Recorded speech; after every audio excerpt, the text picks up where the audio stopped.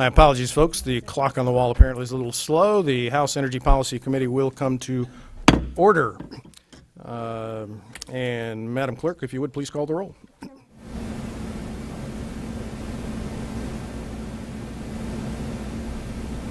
Here. Salino. Here. Barrington. Here. Griffin. Here. Johnson. Here. Lefebvre. Here. Bauer. Here. Riley. Here. Walensky. Here. Panda. Here. Garrett. Camilleri. Here. Elder. Here. Green. Here. Sneller. Here. Mr. Chair, you have a quorum. Thank you. Need a motion to approve the minutes of the last meeting. Vice Chair Houck so moves. If no objection, so ordered. Members of the committee, most of you are on this committee because you asked to be. And having gone through the process of having learned this issue myself, my first term last year, we've maintained a very slow pace, not taken up a lot of legislation.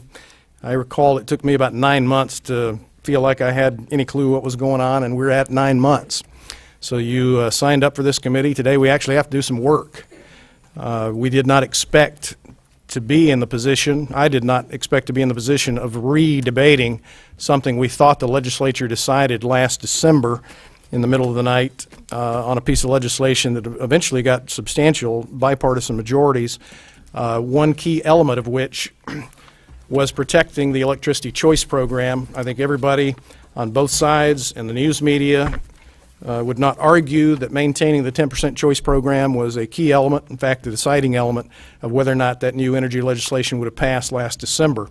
And now we find ourselves in the position, potentially, at least it appears to me, that the Public Service Commission is headed in the direction of, by a 2-1 or 3-0 vote, of 3 unelected, unaccountable appointees attempting to reverse the decision that was made by the elected legislature last December. So we're going to use this time this morning to walk everybody through that process. Those of you who were not in the legislature at the time, listen fast. Those of us who were remember the debate very well. I think there are some key elements. First of all, substantively, and we're going to hear testimony from whoever submits cards this morning. But the key element before us is the Public Service Commission was advised by its own attorneys in a public document on May 26, 3 assistant attorney generals, that they should not impose a rule that would require the alternative energy suppliers who compete with DTE and consumers should not require them to have to buy all or most of the electricity that they sell in Michigan, which practically means the competitors to DTE and consumers would be forced by PSC decision to have to buy their electricity from DTE and consumers at a higher cost. The PSC's own staff told them that if they did this, in fact, in the documents you have before you in the manila envelope, the first thing on top of the page is the May 26 document.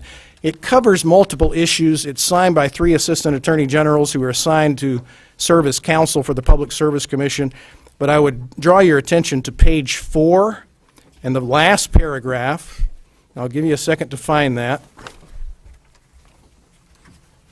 The first page says State of Michigan before the Public Service Commission, etc., staff's comments. Bottom of page 4. Last paragraph, staff advises against introducing a new requirement in 2018 for LSCs in Michigan that would allocate some percentage of the locational clearing requirement. All that's technical for the staff telling the PSC you shouldn't impose the rule on alternative energy suppliers that they have to buy their electricity in Michigan. And then I would refer you in that same document to page 7, the paragraph right below the graph where staff for the PSC says artificially reducing the amount of the available capacity import limit that these small LSCs utilize may actually compromise reliability for some specific Michigan customers in the short term. PSC's own staff tells them that it will hurt some customers in Michigan.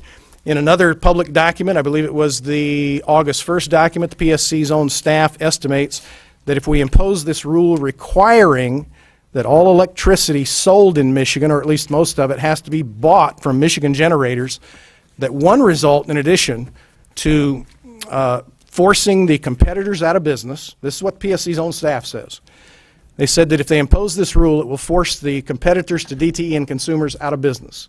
It would then force the customers of those competitors to go back to the two major utilities at a higher cost.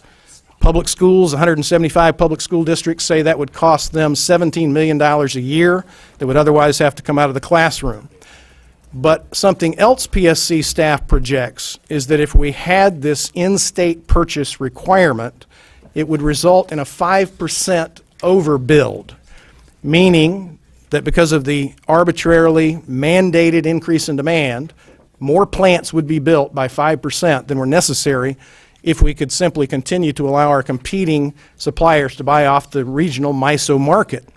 5% overbuild, if you take DTE's filing and what they say it'll cost them per kilowatt hour to generate a certain amount of new power and apply that dollar amount to the total market, a 5% overbuild results in $1 billion additionally collected from ratepayers in Michigan, not just the customers of AESs, the alternative energy suppliers, but $1 billion more taken out of ratepayers' pockets, all customers, all ratepayers, including the customers of the two major utilities. Aside from the substance of the issue, as chairman of the committee, as a member of the legislature, not to be political, but I went out and knocked on 9,000 doors and raised $250,000 to get here.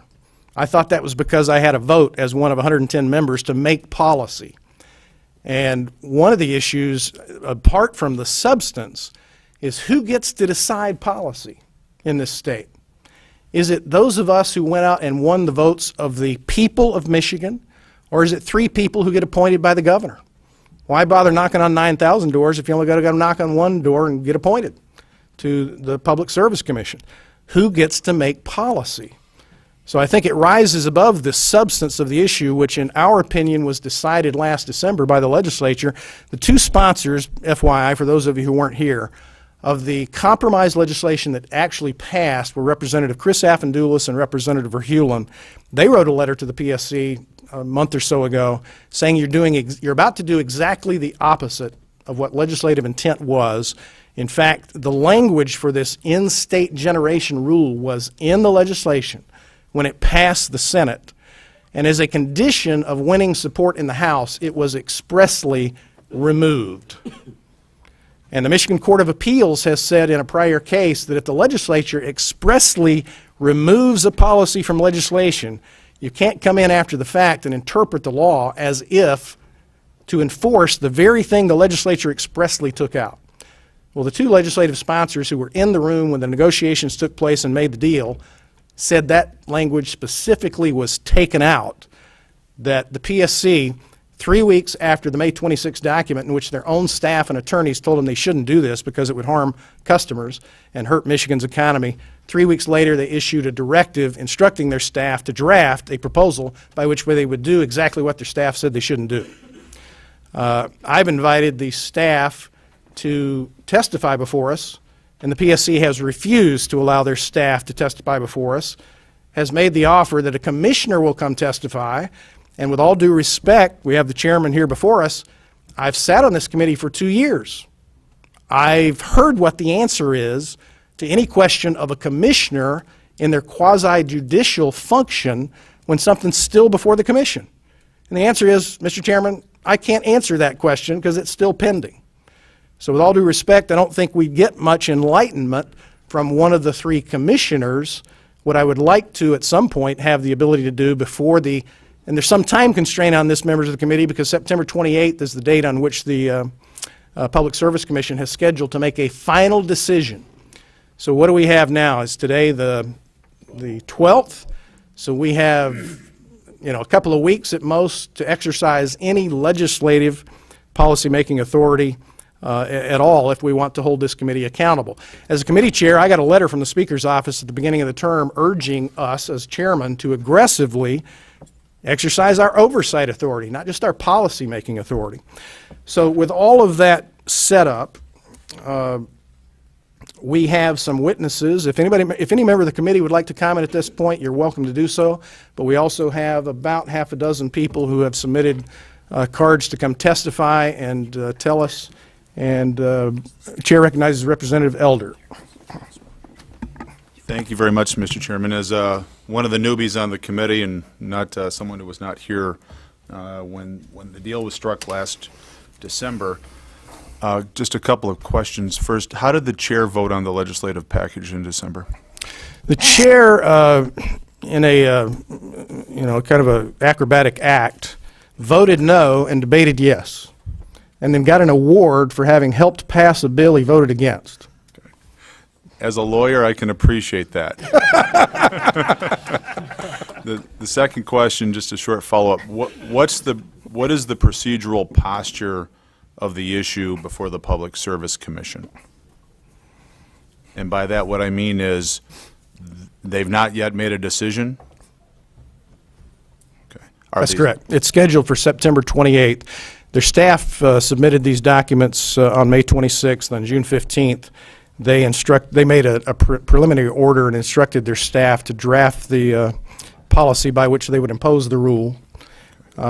Staff did so. That was published on August 1st, and so that stands before us. Now, it's possible that the PSC could reject what they instructed their staff to draft, or it's possible they could adopt it.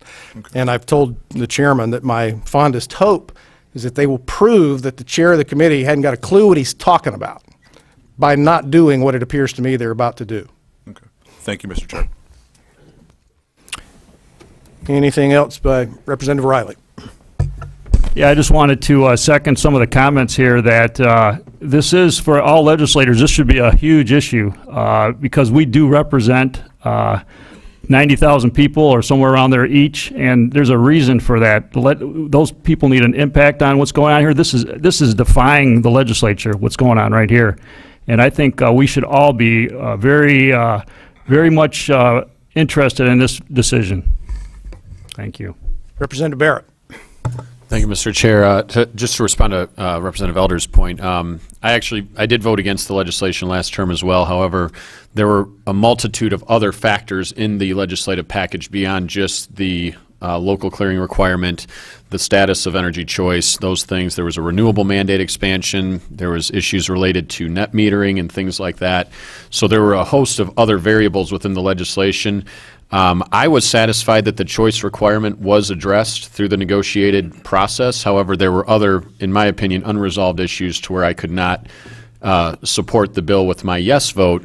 But as far as the actual choice provision that was deeply important to many of the members who voted in favor of the legislation, it was conveyed to us that that had been addressed to a satisfactory way. Again, there were separate issues underneath that I just could not lend my full support to the bill, but it was not related to the local clearing requirement, the choice part of it, or the other provisions that we're discussing today. And Representative Barrett, I appreciate that memory prompt. Representative Elder, I too did not vote against the bill because of the resolution of the electricity choice issue, but because we thought that solar rooftop power developers were going to get dinged by the new legislation, and I had made a commitment to first do no harm and not harm any element of the coalition that supported electricity choice. So that's why I was basically in my testimony or my comments on the House floor saying on choice we've gotten where we need to be to preserve the 10% choice, but I'm still going to vote no because we think the solar shingle folks are going to get dinged. Anybody else? Representative Vice Chair Lisinski. Thank you, Chair. So one of my concerns as we're looking through this is making sure that everyone and myself as a new member of the committee understand the process that's in front of us. So the legislation that was passed, and then the implementation of the legislation is handed over to the Michigan Public Service Commission. And my understanding is there's a period of public testimony, and that's where the memo in question was submitted, was through the public testimony part of it. And I would like to hear from anyone who comes before us today whether or not they feel they had the opportunity to voice their objections and their opinions during that public testimony part so that they have had a fulsome opportunity to submit any support, objections, or reasoning to this rule promulgation process. So that'll be an important thing to me when you, whoever has submitted a card and comes before us, to know if they've had the opportunity during that public testimony part. And my understanding is that right now we're in kind of a phase 2, which the legislature has statutorily set up to allow a period of time where the Public Service Commissioners then take all of that public testimony evidence, review it, and come to their conclusion. And that as a legislature, we have created statutes that allow that time period to be a time of very frank discussion, to such an extent that we have exempted this period of time that we're in right now from FOIA. We have determined as a legislature that it's important because it is impossible for any one person to be an expert on all subjects. So we've asked our Public Service Commissioners who are before us not just the local clearing requirement, but the safety procedures in a nuclear plant in this instance.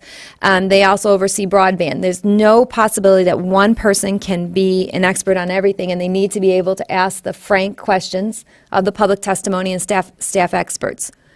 So as we're looking today through our oversight procedure, there is not a single thing, my understanding, if a rule is promulgated on the 28th, that prohibits us as a legislature from taking a vote to overturn anything and everything that the Public Service Commission does. Am I misunderstanding that? We have in front of us a statute and a law, the new energy laws.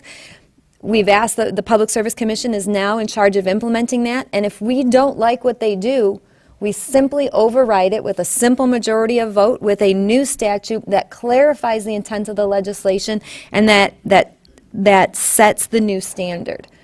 So am I misunderstanding that process in any way? Vice Chair Lisinski, I don't think you're misunderstanding the process. From a constitutional standpoint, you're absolutely correct. Everybody who wanted to comment had the opportunity to comment in the open comment period. And in fact, it is the case the legislature can pass a law to undo anything a government agency does. The political reality is because on the substance, so there are two arguments here. One is who gets to make the decision. I think that's at issue here because you have the two legislators who sponsored the legislation saying that the PSC's drafted rule is exactly the opposite. But the other question is the political reality that on the substance itself, the Senate Energy Committee chair and I believe the governor are on the other side of the policy. So while it is true that we could introduce legislation, maybe even pass it in the House, to undo the PSC doing exactly the opposite of what their own staff told them they should do and what the legislators who were the co-sponsors of the compromise legislation said was intended, even though we can do that, the political reality is not going to make it through two houses and get signed into law by the governor. And as of September 28th, our outside of that, what I perceive to be the political impossibility of actually exercising that authority, the only leverage we as a legislature have to pressure the Public Service Commission to do what we say we intended. And as I said to the chairman in a meeting the other day, I think the legislature is the ultimate authority on what the legislature intended. Somebody else can offer an opinion, but especially the two guys that were in the room doing the negotiations, no one is more authoritative as to what those two guys intended, came back and communicated to our caucuses and won their support for the legislation. There's nobody other than those two who are more authoritative as to what we intended. So may I? Yes, please. And so that, exactly what you just stated is my primary concern. So I quite frankly don't have a horse in the race right now in terms of the legislative intent and the rulemaking process here. I have some opinions on it as well as you do. I believe the 10% choice market was preserved intentionally in our legislation. But what I am very concerned about is exactly what the contradiction in the statements, in that the legislative body is the ultimate authority on the statutes and how the state is run.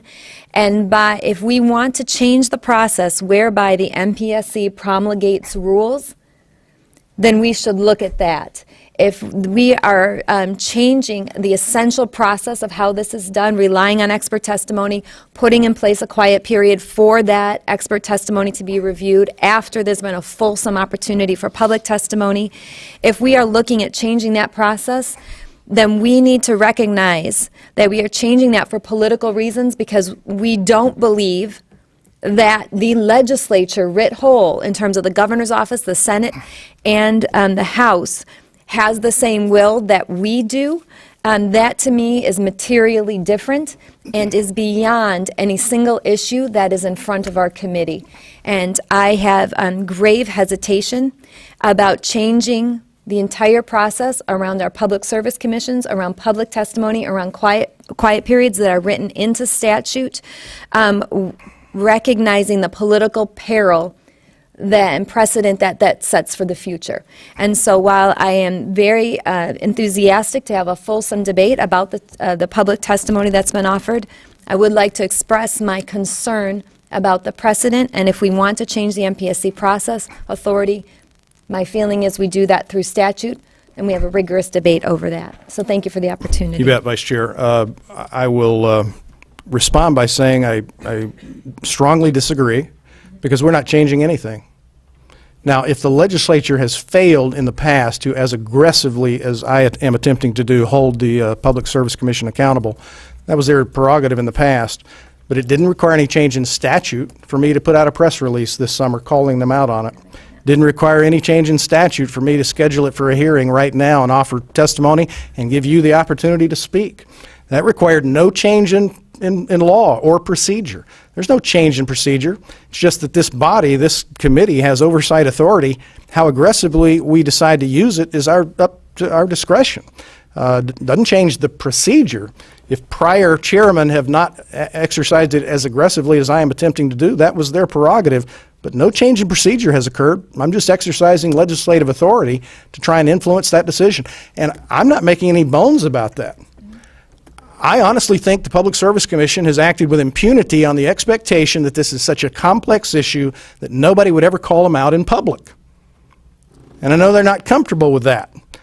But they're not accountable to the people, and we are. And we are the only point of accountability that the citizens of this state have in this process. They can't get their hands on a public service commissioner. They're not subject to election. And we could also sit back and play the role timidly and say, well, we'll leave it up to the judiciary to defend legislative prerogative to make policy. I don't choose to do that either to the extent that I can get support. I think the legislature ought to aggressively stand up for its prerogative under the Constitution to make these decisions and not the Public Service Commission. Representative Bellino. Thank you, Mr. Chair. A couple things here. Thank you for bringing up page 4 in the first document here. It's when I got my email at 2:49 yesterday while I was at a Right to Life fundraiser, that's the first thing that popped up. And I'm going to read your paragraph or your sentence back to you. Staff advises against introducing a new requirement.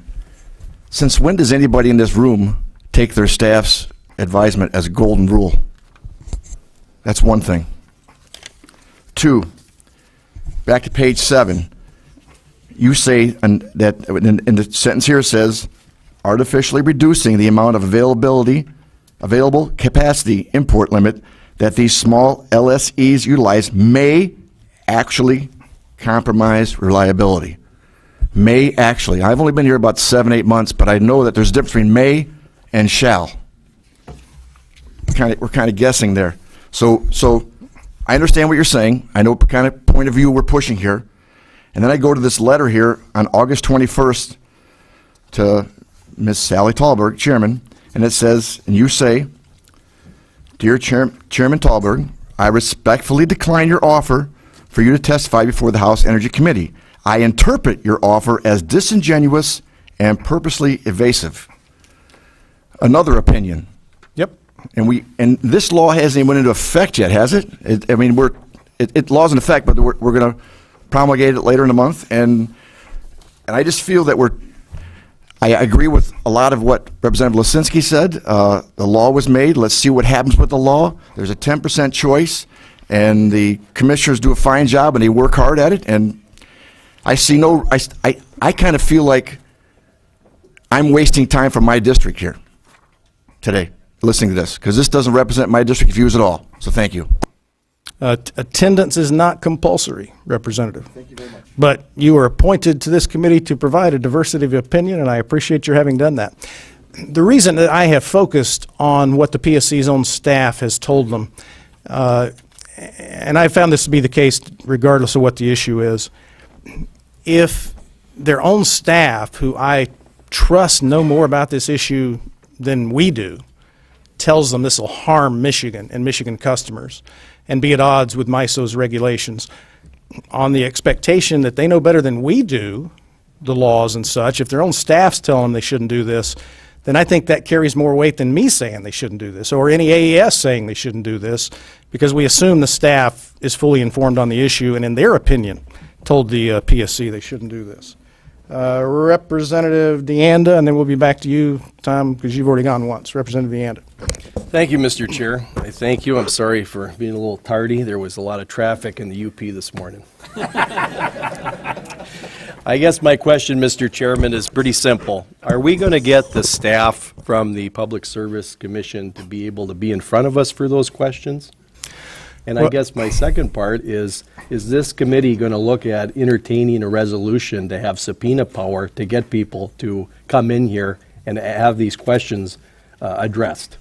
Thank you, Mr. Chairman. Representative DeAnda, the answer to your first question is I invited them to come and was told by the Public Service Commission that it would be inappropriate for them to come. Now, of course, I disagree with that. I think it's entirely appropriate for us to exercise our oversight authority and ask them to come in and explain to us in detail, why did you tell them it was going to hurt electricity customers?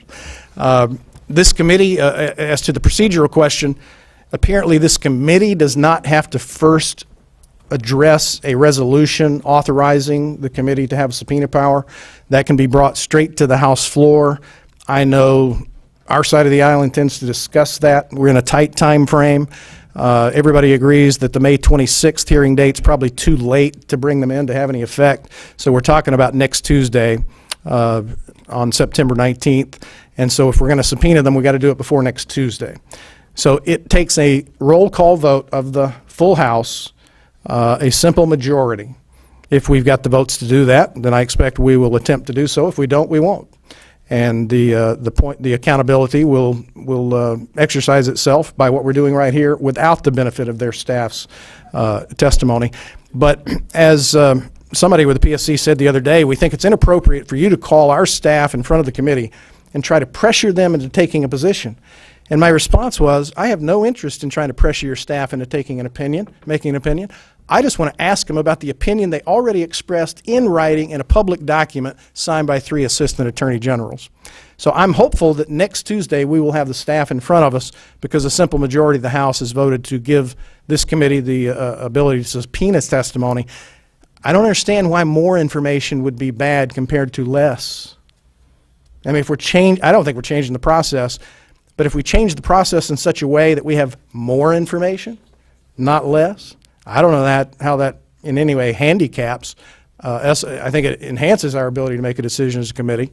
I don't know how it compromises anything. It's a public document. We're not talking about privately held opinions.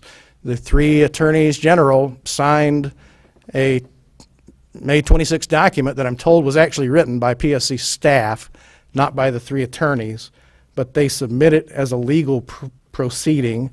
So we would actually be subpoenaing not those 3 attorneys, but the staff that wrote the opinion, which the attorneys submitted on their behalf. That's what I'm told is the procedure. But I would love to have bipartisan support for a motion because this rises above the substance to the question of who gets to make policy. And someday, the Democrats are going to control the House again. Well, you know, it's going to happen.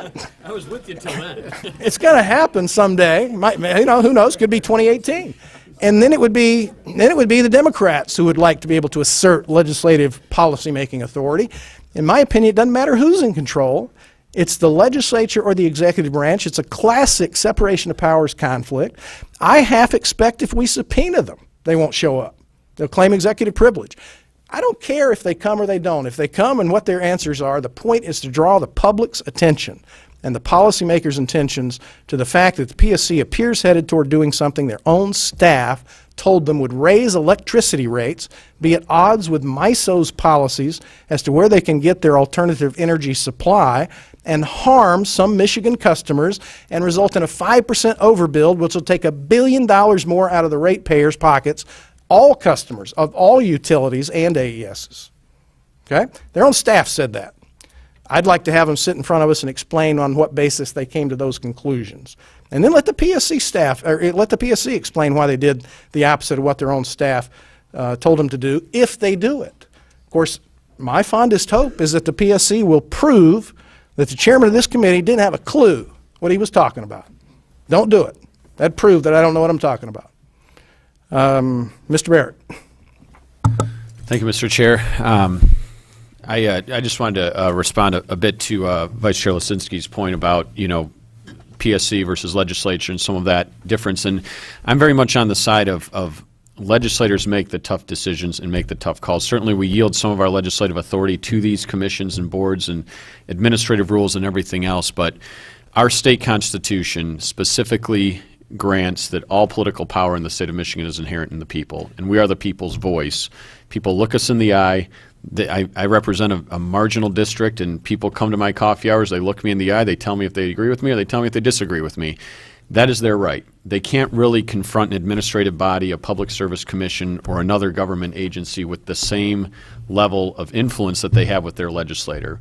We are there to be their voice in this process, and I think we have to take that very, very seriously and look at it as a responsibility not to shy away from, but one to engage in, that says, yeah, there are going to be some tough calls that we have to make, but ultimately, for all of us and for the benefit of our state, we want our elected members making the decisions for this. We don't want to yield that to an administrative body.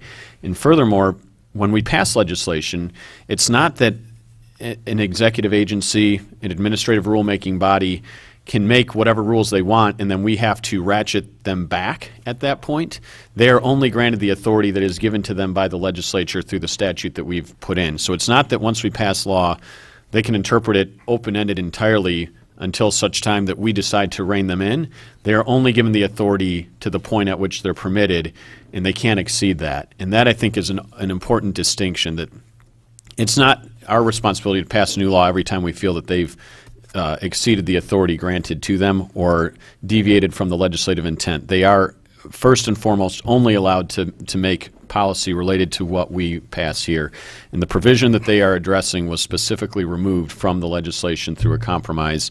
That on its face, I think, is proof or evidence of the direction that the legislature intended to take with this particular issue. And again, I know we have a friction between different branches and separations of power and things like that. I've made this point in other debates in the past. If we yield all of our authority to rulemaking bodies, then there's no role for the legislature to play. We can elect a governor every 4 years. They can make their appointments, and then we can all go home. I mean, I obviously that's an extreme example, but I am very much protective of the fact that we are the people's voice in this, and we need to restore that to the legislature for the full intent of what our Constitution provides for and the people expect of us. I'm frankly sick of telling people that come to my coffee hours, I can't fix that because it's a federal issue, or it's something that's done by administrative rulemaking. I think those things should be rested back in the legislature, and we can own those issues and explain them to our constituents, and then they can make the decision if they want to continue to have us serve in the capacity that we do to make those laws for them for our state. But thank you, Mr. Chair. Thank you, Representative Barrett. And in fact, your citation there of their authority being only what they're expressly given by the legislature, you were citing actually a state appeals court decision to that very effect, that same language. And by the way, members of the committee, I appreciate your respectful dialogue, and this is fun. This is not something we did my freshman year. We never had these kind of discussions. I think that's why we got elected, was to have this discussion right now between us. So I'm having fun. I hope you are. Representative Lefebvre. Thank you very much, Mr. Chairman. A statement and a question. My concern is if the legislature creates the law and the MPSC is able to just change the intent of the law, well, the obvious answer is, well, then we go back and change the law. But what's the point of changing law again if they can just interpret it however they want. So I don't think that it's necessary that we change any law here. I think that we need to, as you're saying, get people before the committee, let the public know what's going on, and exercise legislative authority on the principle of the separation of powers, not even on the substance of the argument. As everyone in this room is aware, I was not there for the debate for this bill. I didn't see the merits. I saw the merits on both sides, but I didn't vote on it. But what's law is law, and I think that all branches of government need to enforce the law that's on the books, not the law that they want. And it's only the legislative body's power to change law.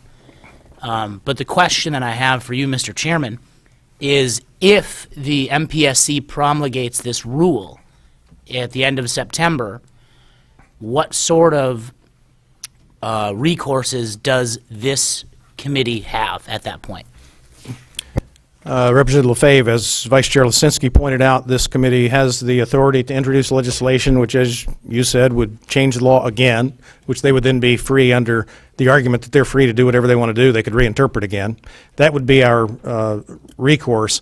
As to influencing what happens on the decision regarding the current law, any leverage we have ends on September 28th. They make their decision, it's going to court. And this committee could be comfortable saying, we'll trust the judiciary branch to defend the authority of the legislative branch.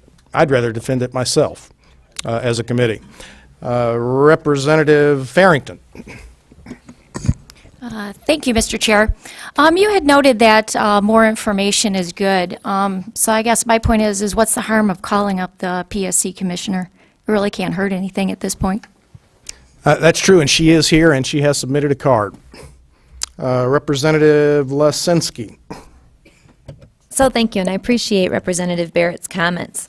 Absolutely. As the legislature, we create the statutes, we submit the statutes, and we expect that those statutes will be fully and robustly enforced. If, to your point, commissioners are appointed by the governor, and there is an authority vested in those commissioners, if what we're saying we don't have faith in those commissioners to make the appropriate decisions based on the statutes that are before legislature, based on the public testimony that is brought before the commission, then I would hazard that we as legislators need to be fully prepared then to be knowledgeable on every subject that comes before us.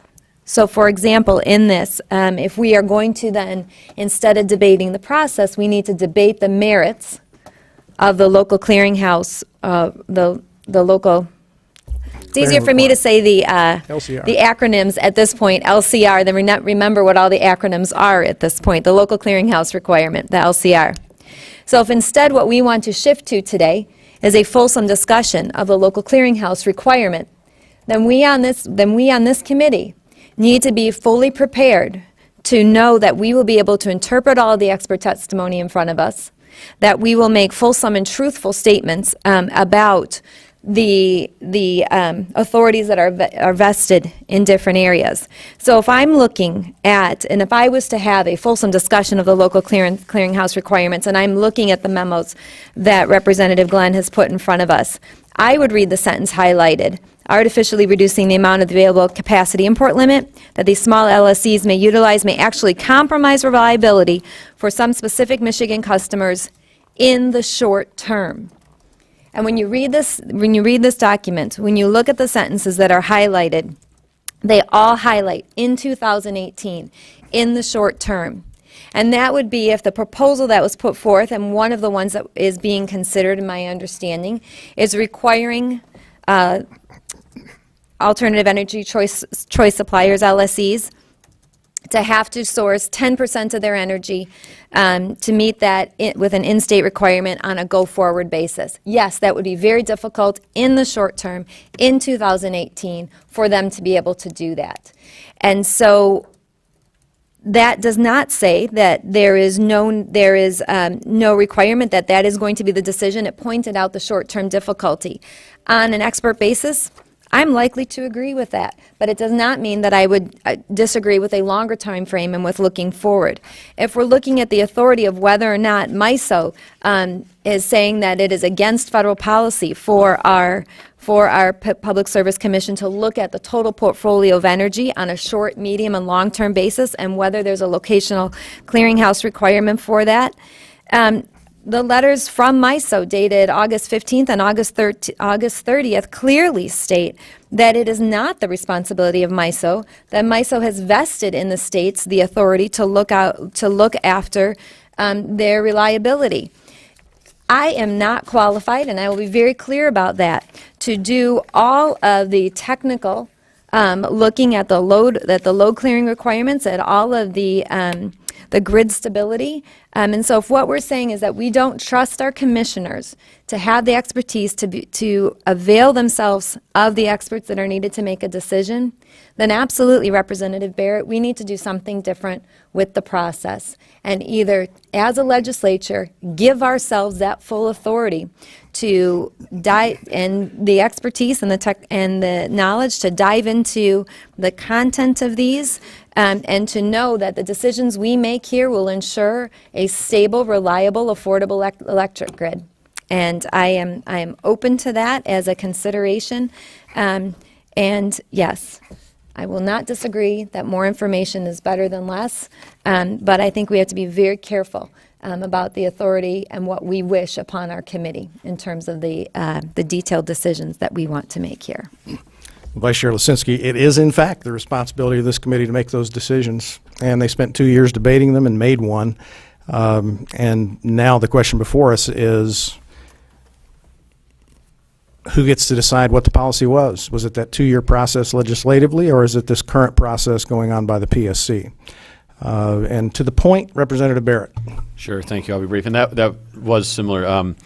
That decision was already made last term, and we've made that decision through countless hours of testimony in front of this committee, over in the Senate, compromises along the way and everything else. That decision about the LCR was made last term, and that decision was made by the legislature. And for the Public Service Commission to suggest otherwise, I think, violates the legislative intent. So it's not necessarily that we have to be experts on every facet of energy policy. It says that when we do speak on energy policy as a legislature, it is clear what we're saying, and we expect that it will be followed through whatever body is examining that. And I think that is the difference of what we're discussing at this point. But thank you. I am going to state that I had spoken with a few people who were there during those last-minute negotiations, and their interpretation, I spoke with Representative Glenn about this week, and if I remember right, you didn't disagree with me, that people had different interpretations, that what was felt when the legislation was crafted, that it was removed because at that moment in time, it wasn't clear whether the right number for a local clearing requirement was 10%, 50%, 100%, what it should be, and that the actual intent of removing that was to say that the objective is a stable electric grid. And a large part of that depends on, because of the unique geography of the state of Michigan and in our MISO region, because we are Mitten, with limited transmission access, that where generation is sourced is a part of the consideration of the stability of the grid, and that decision to take out that number was not to say that there should be no local clearing requirement, but to say that the expertise did not and would change over time what that percentage should be. Should it be 0? Should it be 50? Should it be 100? And that was the reason that it was pulled from the legislation, because there was a disagreement on what the expertise, what the public testimony would come to say as to the appropriate percentage for the local clearinghouse requirement, not whether or not there should be one. MISO has clearly stated that decision is up to the state grid and up to us. But I have a completely different interpretation about why, and understanding about why that was removed from the legislation. Representative Lisinski, was the person who shared this interpretation with you a member of the legislature? At this point, I will have to go back and check my notes. To my knowledge, there were only 2 legislators that were in the room, and they were named Verheulen and Affendulis. No, it was not one of those 2. Okay. Representative Riley. Yeah, just to Representative Lisinski's former point about creating legislation, I have created legislation to overrule the MPSC on this issue. Just wanted to make that note.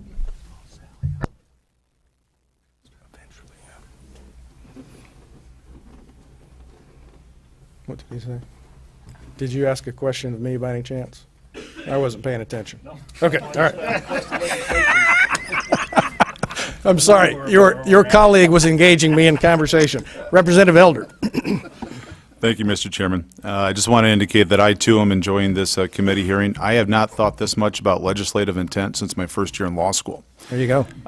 To a point made by Representative Lefebvre, the question was raised, well, what if we pass a clarifying piece of legislation to tell the regulatory agency what we really meant?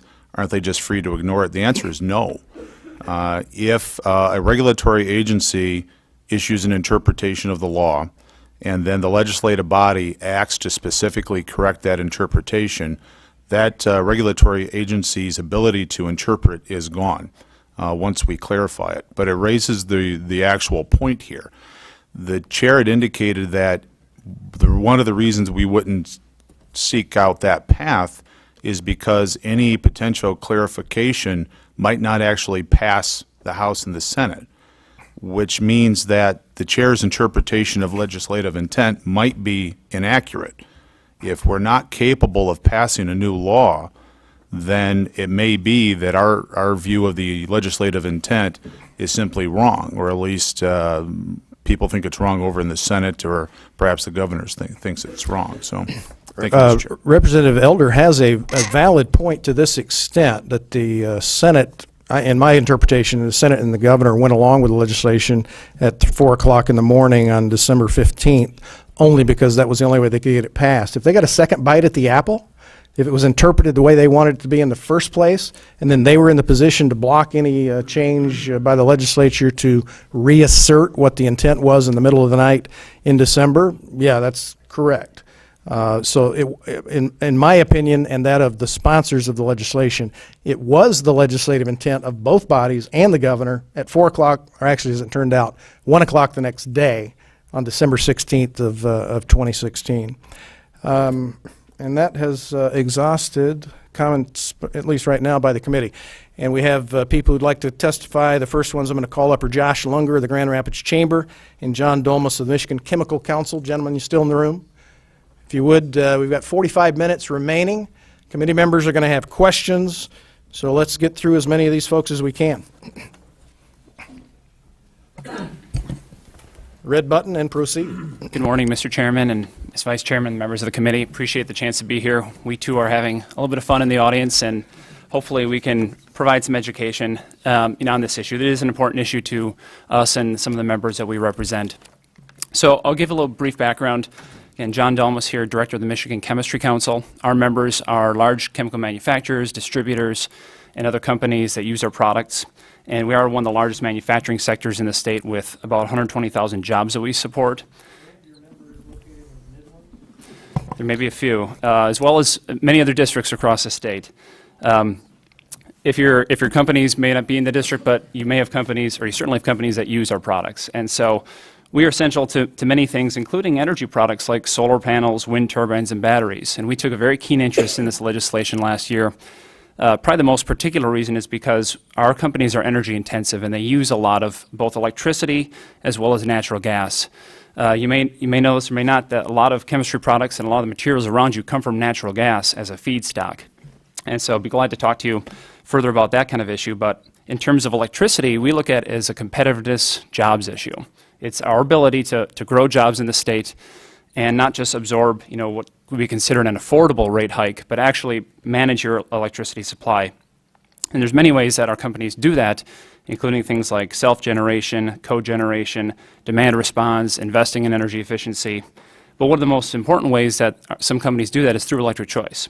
And that allows companies to negotiate a long-term contract, manage their energy supply, including renewable energy. It's one of the primary ways that a company can choose to go over and above the 10% or 15% RPS is by going through a choice supplier and getting 100% renewable energy, as some of our companies have done. So to give a little background in terms of looking back in 2000, Electric Choice began because of uncompetitive rates and attention to this issue.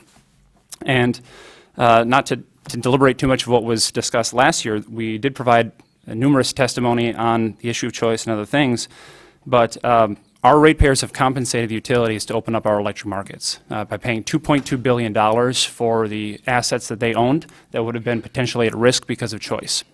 So in terms of the debate of the merits of the issue, we think that's an important consideration and something that should be kept in mind if we're talking about where the capacity has to come from.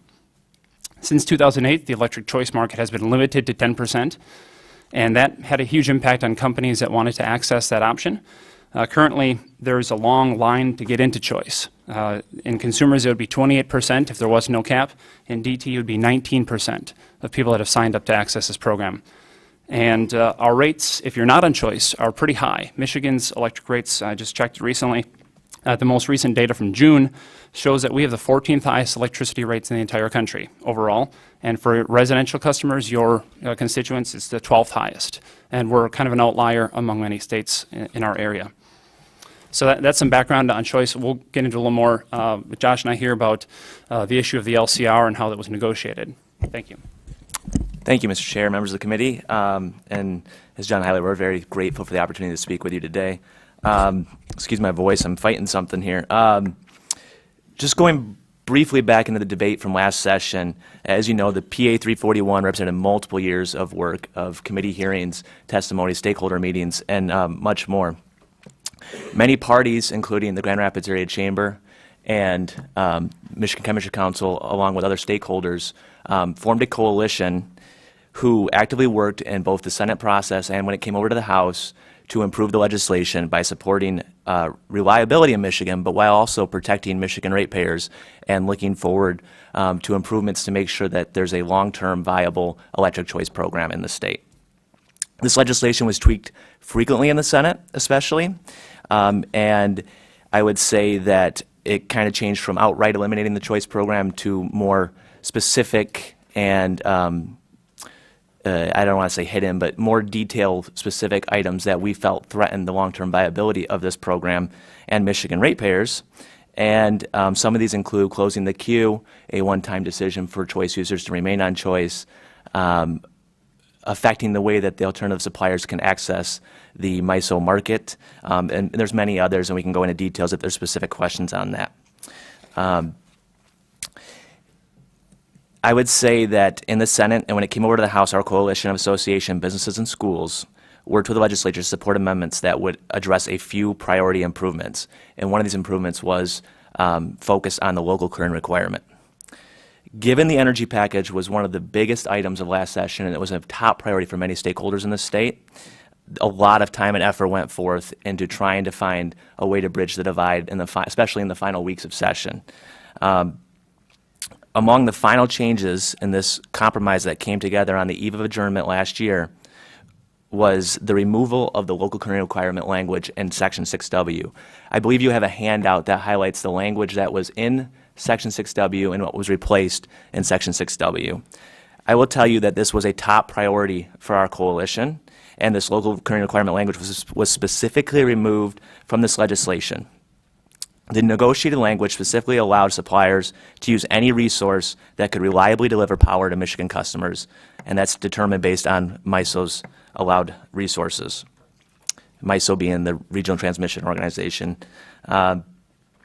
This compromise included many other concessions from both sides, and at the end we all hailed it a success, which is why it's so concerning that we're back here today rehashing a lot of these old arguments. You know, ultimately, many groups supported or at least went neutral on this legislation because they believe this issue, among others, was solved and that the long-term viability electric choice was handled. And we believe that many in the legislature had the same perception in mind when they cast their final vote. And kind of to add to that, too, in terms of could we address this through clarifying legislation? I think one of the things that was realized with last year's legislation is that many sides had to give, and there was trade-offs being made. And indeed, I would say that the choice supporters gave away a lot of trade-offs in the legislation, and some of which has already taken effect. And I'll highlight one for you is that the 10% cap that people think about, there's actually a provision that says that if choice goes below 10% in any utility service territory, that is then locked in or reset at a lower number. I call it like a ratchet. And in fact, in July, the Public Service Commission, in implementing that part of the law, actually reset the cap to 0% in 12 different utilities in Michigan. And that has already taken effect. And that is, in essence, the consequence of what would happen if the choice market was affected. You could potentially have a lockout effect. Even if the legislature could act at a later time to address that issue, you would have the fact that the choice cap has already been lowered and more customers are kicked out of the program. And so that's one of the things we talk about, is that this legislation should be implemented as a whole, including all the trade-offs and compromises that were made last year that both sides gave. So All it's got to do is ratchet it down one time, and then the ratcheting down is locked in for a period of up to 6 years. Yeah. 6 years. So if the outcome of a decision on September 28th were to result, like it did over in the market in the far southwest part of the state, in the elimination of electricity choice customers below 10%, even for one day, then the ratchet is in place for 6 years. That prevents anybody from getting back in. Is that right? A little bit longer than one day. I think they look at it based on a rolling average, but yeah, that's average of weeks, months. I wouldn't be able to tell you. I could give you some answer to that, but you do point out a good point. In 2012, we did see the effect of a capacity charge, which is really what we're talking about here, is that a capacity charge could be placed on choice providers and choice customers. And in the southwest portion of the state, that capacity charge took the choice program from 10% down to 0%, where it has remained since that time for 5 years, and now has been locked in at 0%. And that was So that's overnight. Yeah, that was the effect of a 2012 decision by the commission. Right. Yeah. Representative LaFave. Two things, if you don't mind, Mr. Chairman. Can you repeat the 12, you said 12 service territory part? Right. There was an order, I think it was June 12th. I can give you the information exactly what it was, but they reset it to 0 for 12 different service territories, many of which are on the Upper Peninsula, that have just not had much choice participation over the years for various reasons. But one of them, the biggest one, would be the Southwest Michigan, Indiana, Michigan Power Territory, where it was a result of a capacity charge. And kindly, if you could, when you have time, get me those in the Upper Peninsula that have been taken off the choice market. And a quick question. Yes, sir. Tell me tell me your opinion on this. Is it, say I had a business and I really wanted to go 100% green energy, renewable.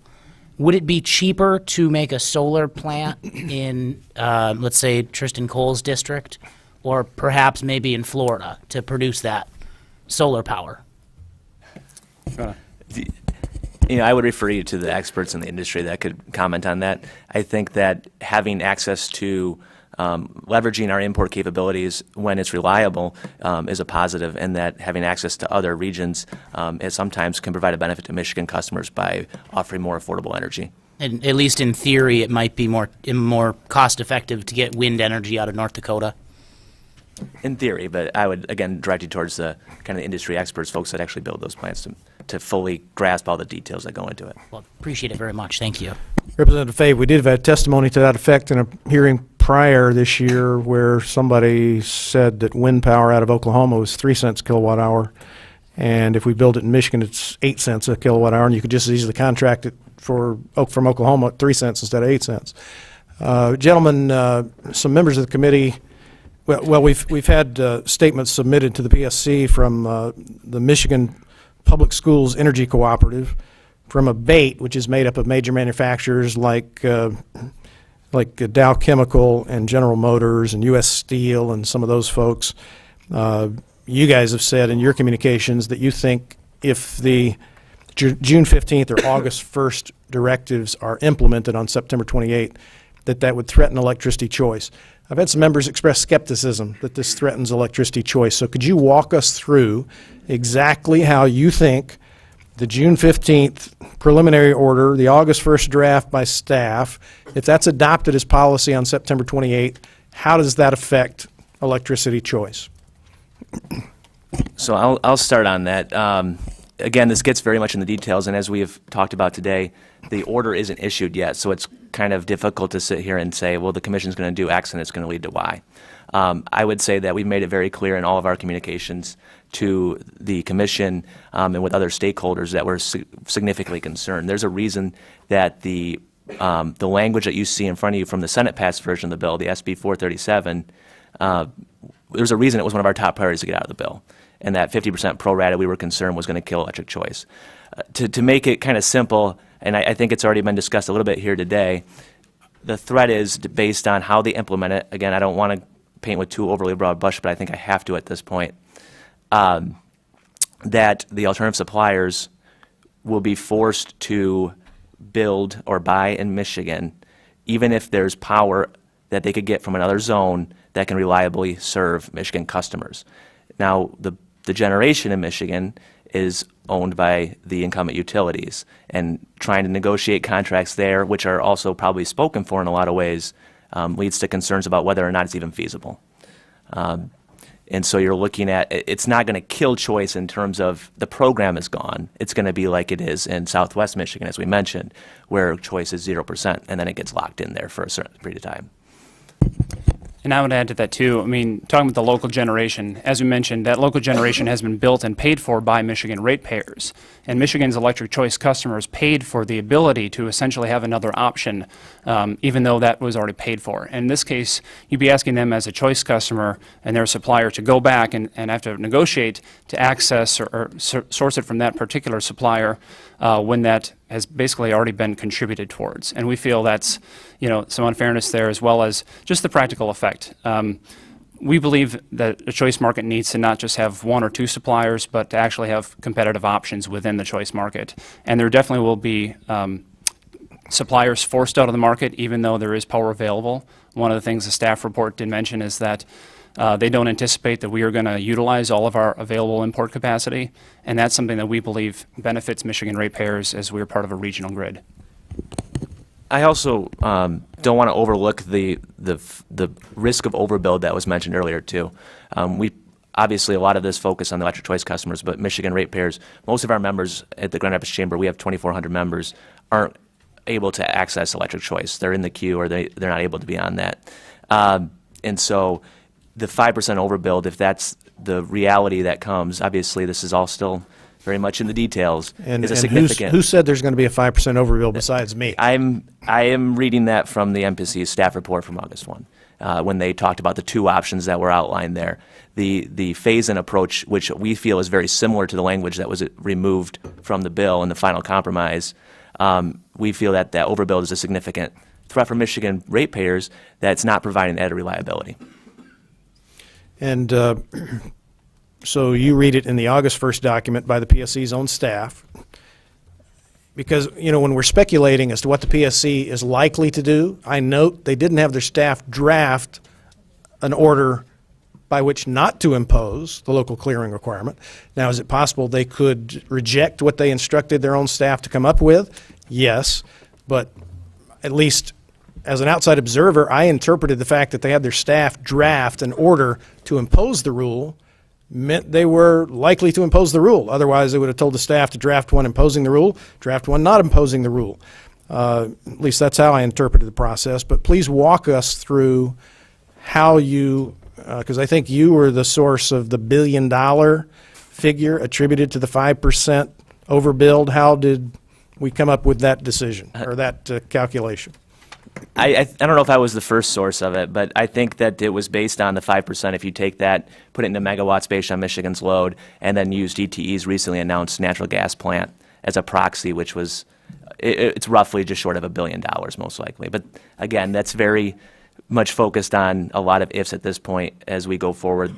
I guess this is why we want to shine so much light on this process, because of the uncertainty and the concerns we have over it. So if we take the dollar amount DTE says it's going to take to build a plant to generate a certain number of kilowatts, and we apply that to Michigan's entire load, 5% comes close to $1 billion out of the pockets of all customers, utility customers, not just AESs. Yeah. So it goes far beyond just impacting customers. As the PSC's own staff said, it might negatively affect the customers of AESs. Is that correct? All ratepayers. Okay, all ratepayers. Any other questions? I just wanted to thank again the committee, if there's other questions to be taken, but I want to reiterate that choice may not be a priority for everyone in the committee. Certainly it's a priority for many, and I think, as some folks have stated here, it was probably the biggest issue in getting the energy legislation passed was resolving the choice compromise. And it's our opinion that this language being removed is allowing us to sit here today with an energy law in the first place. Otherwise, it may not have passed. But that being said, there are a number of other compromises that were made in the legislative process that are now being implemented by the Public Service Commission, including net metering, the green pricing provisions, PURPA for small generators, the code of conduct for value-added services that utilities may offer.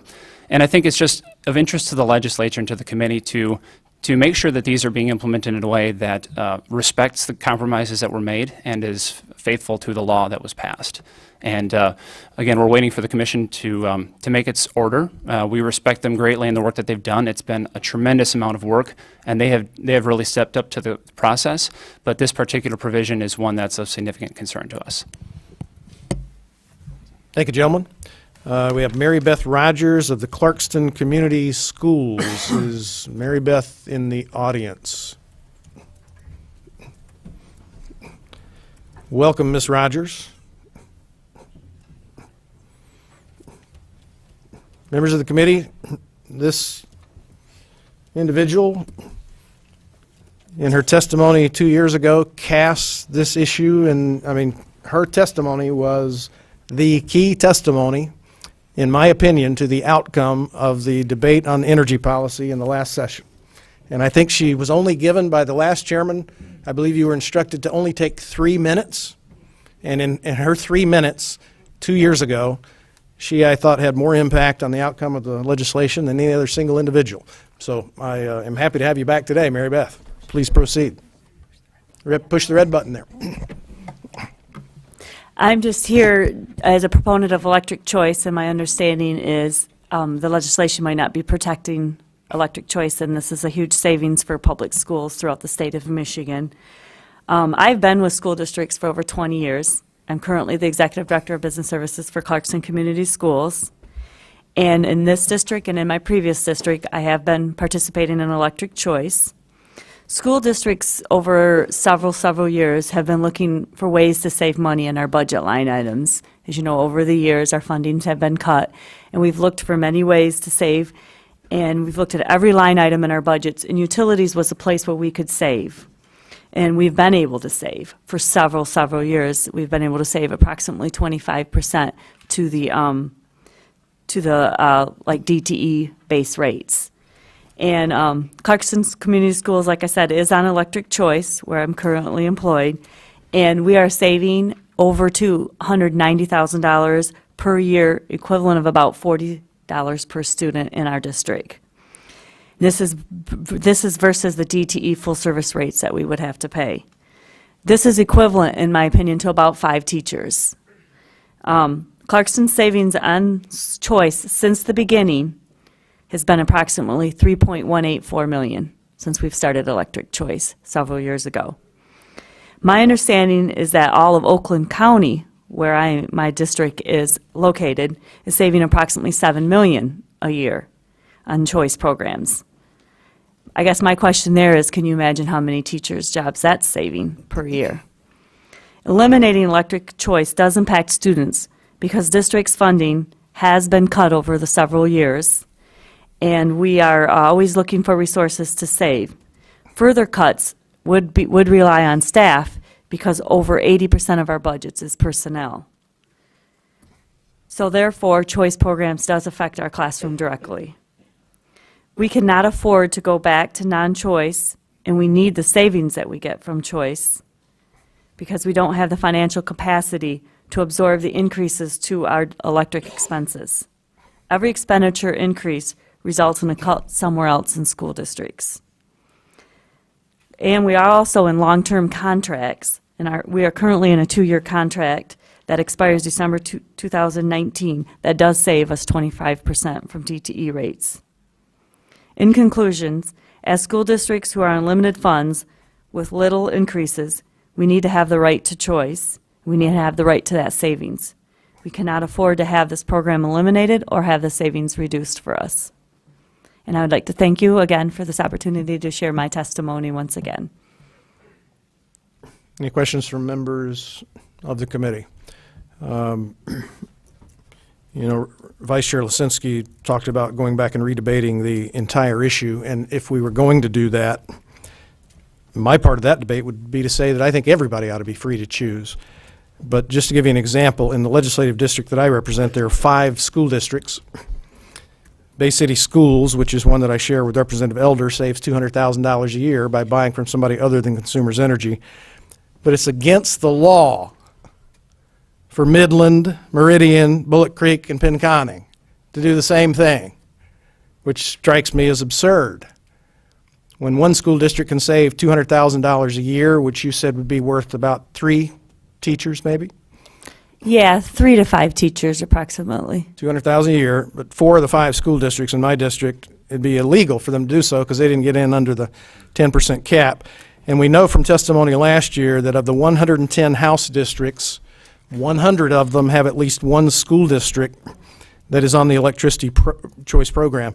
And I know the Michigan Schools Energy Cooperative submitted a letter that said if the order of August 1st is actually adopted by the Public Service Commission, which I am very hopeful they will not do. I hope they will prove me wrong. They will not do it. They say it will eliminate the electricity choice program and take away a cumulative $17 million a year for public schools across the state. So, Ms. Rogers, thank you for offering that testimony again, as you did so impactfully 2 years ago. I do want to point out that we do have Rick Terrace here from Howell Public Schools. So I know he's also very concerned about the electric choice for his school district. Okay. So, Representative Cole. Thank you. Thank you for your testimony. Have you factored in that your savings has increased or decreased in the choice program since you began using the choice? are you saying, like, was our savings larger? Yeah, based on current previous rates. years ago? Right now, our savings are down a little bit. When I testified 2 years ago, our savings was about 350,000. Now we're just under 300.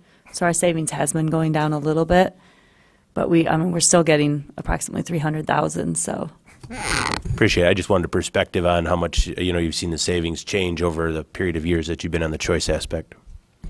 Thank you. Ms. Rogers, I encourage you to encourage your colleagues and superintendents and others to contact their legislators and urge them as strenuously as possible to be as aggressive as possible about defending the savings you've enjoyed from the electricity choice program. People may debate and disagree about this point, but at least your organization, the Schools Energy Cooperative, says if they do what they appear to be prepared to do, it will eliminate electricity choice and take that money out of the classroom. So that's a strong message. I would urge you to urge your colleagues to be in communication with members of the legislature and do it quickly, because to have any leverage whatsoever, it has to be before September 28th. Thank you, ma'am. And is there somebody from another school district that would you like to come forward, sir? Basically, you need to come up to the microphone. Identify yourself. I also have my testimony here if you wanted copies. Please do, yep. If you'll hand it right back here, we'll get it distributed to members of the committee.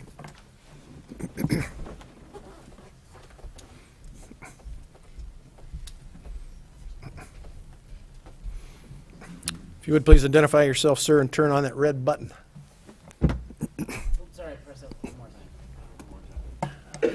That it? There we go.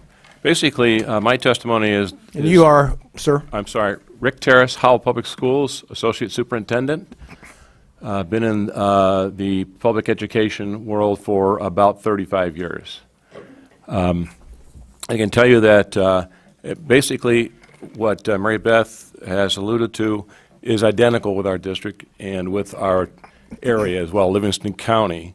One of the things that we're probably a little blessed here in that we will look real hard at going to co-energy and I happen to have a campus site in Howell that is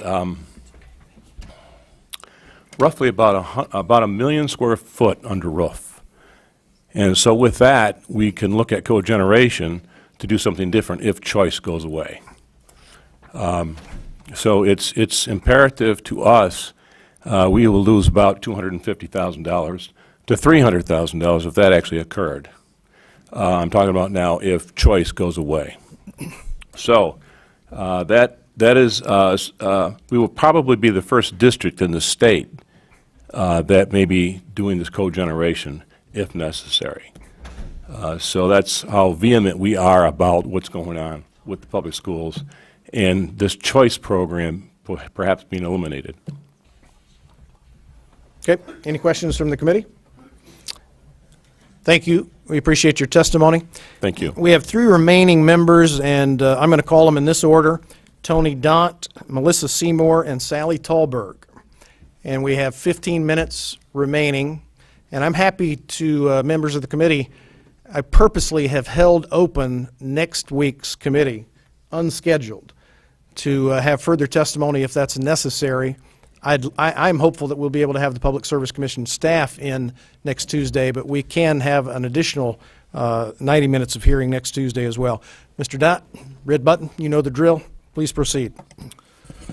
Good morning. Thank you, Representative Glenn and members of the committee for allowing me the opportunity to testify this morning. And I must say, I feel a little bit like the Will Ferrell character from Zoolander, where I kind of feel like I'm taking crazy pills, and that we've had this debate. We've had it, we had it for 2 years leading up to the end of session last year, and we came up with what I thought was a compromise everybody agreed to and signed off on, that the legislature wrote. The letter of the law and the intent of the law could not be more clear. The utilities, all sides signed off on this, and the governor signed it. And now it's before the MPSC to implement that law as it was written and as the legislature intended. And unfortunately, we're here relitigating some of the debates, some of the merits of choice versus not having choice. That's not what I want to focus on. What I want to focus on is simply, as others have pointed out, this was the product of many months of negotiation, of sometimes contentious debate. The Michigan Freedom Fund, I can't speak for the other groups who are part of the Pro-Electric Choice Coalition, but I can assure you that the Michigan Freedom Fund would have never signed off on this compromise and gone neutral to its passage if we had thought that this, among other things, that this local clearing requirement would be in the legislation, allowing the MPSC or others to kill choice and do so in a way that they couldn't get through the legislature. We would have done everything in our power to get people to no votes on this, and I think anybody who believes otherwise is either foolish or being disingenuous, because it took a lot for us to get to where we were as neutral in the beginning. And the second point I wanted to make is that this is a fundamental issue of what our constitutional system lays out. It's been discussed before. Representative Glenn, you've done a nice job, and others have done a nice job pointing out that the legislature writes the laws. It is the executive's role to implement them as it is written, as you have intended. I think it's malfeasance by the MPSC to be doing what they appear to be doing right now. The language was specifically removed. Everybody knows why it was removed. The gentlemen, the representatives who were in the room negotiating that compromise have stated publicly that it was removed for a reason, and we think that it's important to shine a light on these potential actions, I guess, by the MPSC, and we appreciate the work you've done to do that. The process did bear out. There was a debate. We reached a compromise. It's been signed into law. Let's implement it. I don't think we need to go about discussing, relitigating the issues of whether or not this is what you intended. We would have never signed off on this legislation and been okay with it. And I can't speak for others, but I'm pretty sure other groups like ours, and as you've heard from the testimony of others who were part of that process, they wouldn't have been okay with this. So those are the points I wanted to make. I appreciate the opportunity to make them, and thank you again for shining a light on this.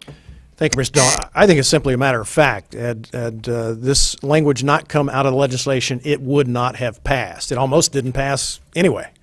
But that was the key provision to protect the 10% electricity choice market. Otherwise, it would not have passed, period. Any questions from the committee? If not, we'll have, I'm sorry, Vice Chair Lisinski. Let me just open with this, that I am supportive of a 10% choice market. So I'm asking my questions around kind of a go-forward basis. So we understand how our current choice market supplies energy to the state.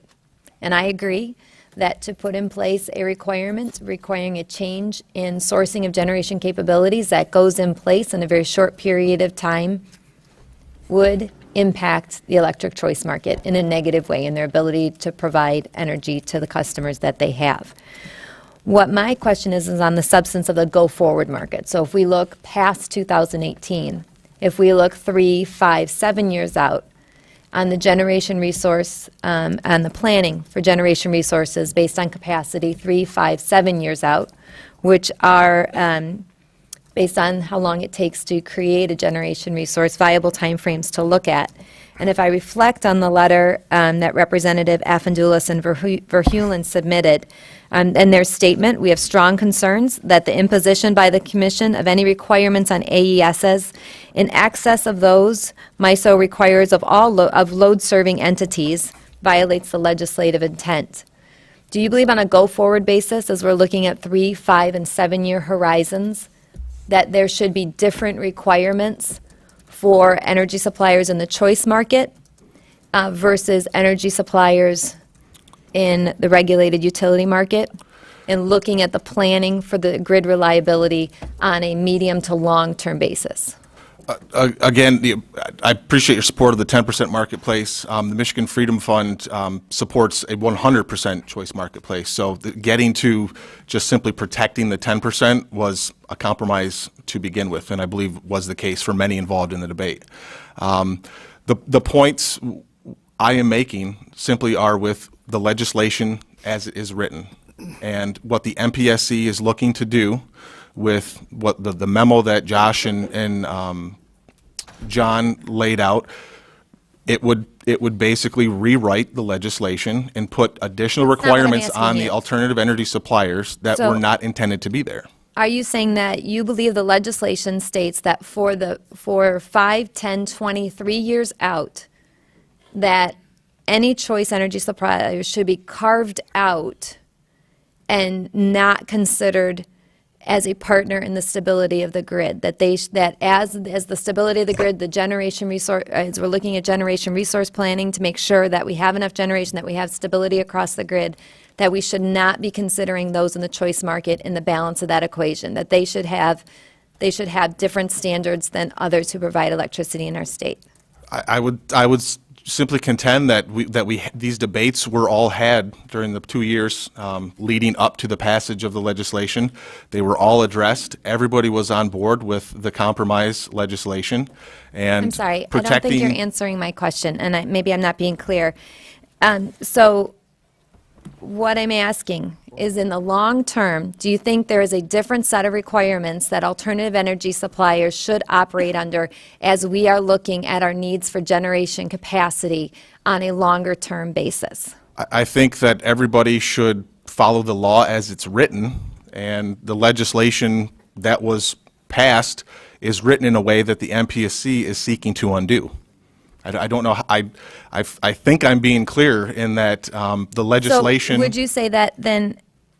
No, because what I'm hearing from the authors of the legislation here, or the negotiate, as Representative Glenn has characterized them, the lead negotiators, that they have strong concerns about the imposition of any requirements on AESs in excess of those of load-serving entities. So load-serving entities is everyone who serves us in the state of Michigan.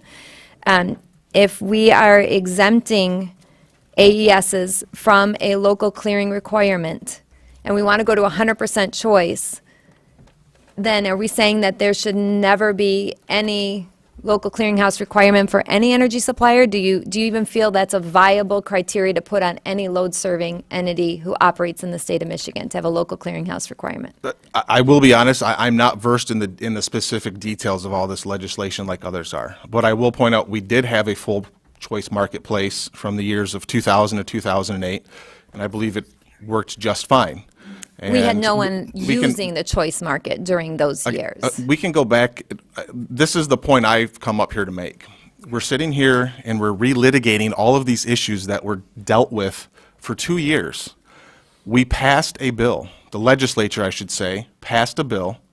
Everybody signed off on it. That was part of that process.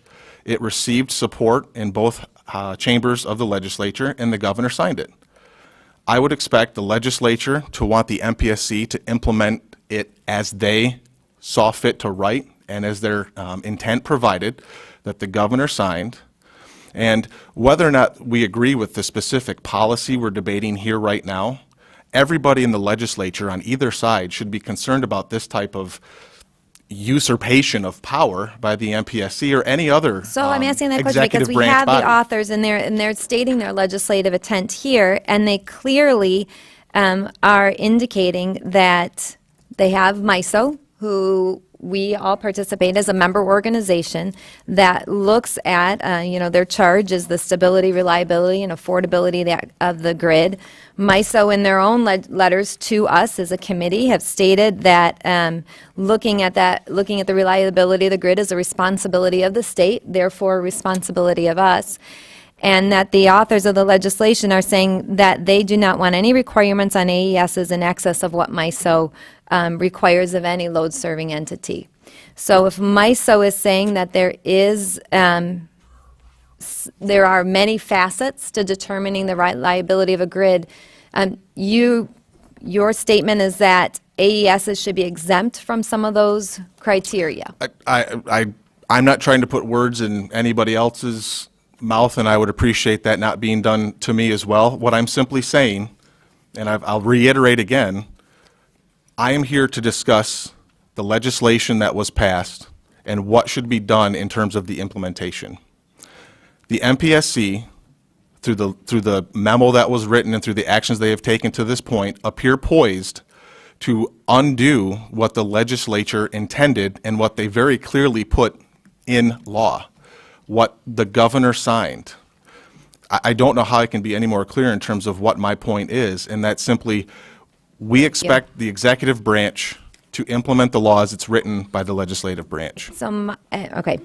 Thank you for your testimony. Thank you. Any other questions from the committee? Mr. Daunt, thank you. Vice Chair Lisinski, need a motion to excuse Representative Garrett. Yes. Vice Chair Lisinski so moves, without objection, so ordered. We only have 2 minutes left. I'm not going to bother to bring anybody else up because we got committee meetings that start in 2 minutes. Ms. Seymour, are you going to be back in town next week? Okay. It would be helpful if you would submit perhaps something in writing. The question that I would ask of you is, absent this new potential rule by the MPSC, where can alternative energy suppliers get their energy now? Can they get it from any source? That's my understanding, by your rules and regs. If you can clarify that in writing to us, that will be helpful. We will reserve next week for further testimony on this issue, and I am hopeful it will include Public Service Commission staff who can explain to committee members and respond to our questions as to why they encourage the PSC not to impose this rule. With that, the House Energy Policy Committee stands adjourned.